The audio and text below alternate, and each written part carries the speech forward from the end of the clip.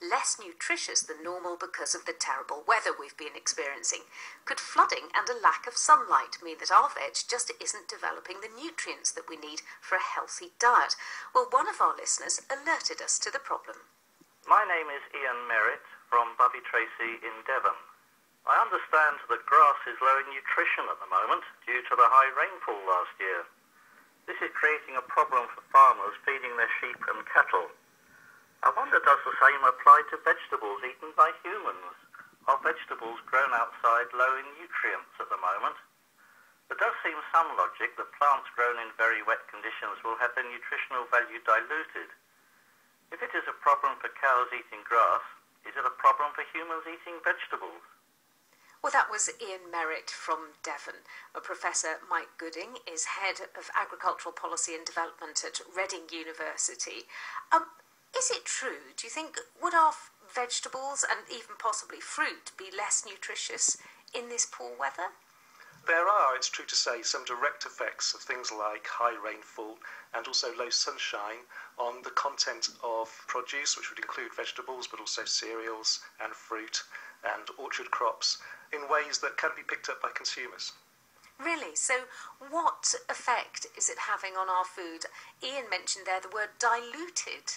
Dilution is a good phrase to get to grips with because, of course, the nutrients available to the plant might well be reduced. We do know that rainfall, for example, will often cause leaching and loss of nutrients from the soil, and at certain times that will certainly reduce the amount of protein that ends up in the produce. And protein itself is related to a number of other nutrients that are important, such as iron, copper and zinc. So those levels of iron, copper, zinc and possibly protein would be possibly less in food grown in these conditions? Indeed. The other thing that you get is that with prolonged overcast conditions, especially near to harvest, you will get reduced sugars and soluble carbohydrate in the product, so the actual taste of the fruit and the veg will also change as you reduce the balance of sugars and starch and other nutrients that you have there. Do you think organic vegetables are more likely to be affected? It's difficult to generalise, and organic farmers tend to have more diverse systems and there's different things going on between one farmer to the next. They are less able to respond to losses of nitrogen, in particular in the soil, that have come about because of leaching, because of high rainfall, because a conventional farmer might be able to manage fertiliser from the bag and synthetic nutrients.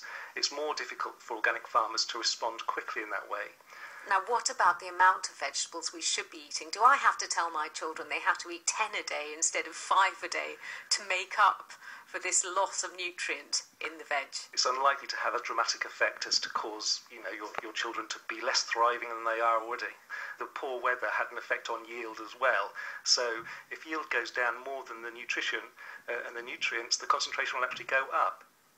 Professor Mike Gooding from Reading University. And that's all from us this morning. I'm off for a bowl of sprouts. The producer today was Emma Wetherill. Anna Hill. This is BBC Radio 4. In just a moment.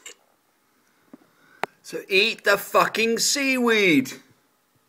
It's got twice the amount of protein than any of the best land vegetables. It's got magnesium, potassium, zinc, all the trace elements, God knows what else.